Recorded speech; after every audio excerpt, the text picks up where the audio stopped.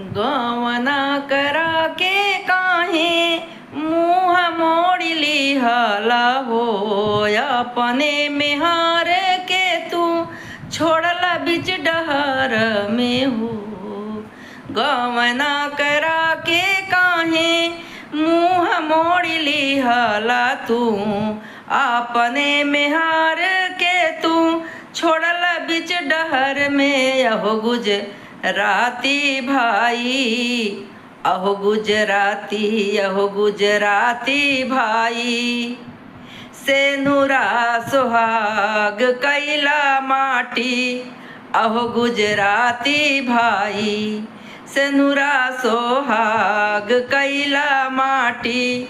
अहो गुजराती भाई, बेची नौल देशवा के सगरौ थाती।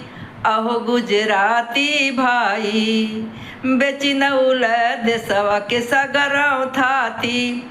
अहो गुजराती भाई, अपने मेहर के तू दुख नाही बुझला हो, अपने धर्मवा के नाही पहचानला हो। दूसरा के दुखवा तू का पहचानब तू, दूसरा के दुखवा तू का पहचानब। अहो गुजराती भाई, अहो गुजराती, अहो गुजराती भाई, रोवेली यशोदा धई के खटिया के पाटी। अहो गुजराती भाई, रोवेली यशोदा धई के खटिया के पाटी। अहो गुजराती भाई, बेची दिहल देशवा के सगरौ थाती।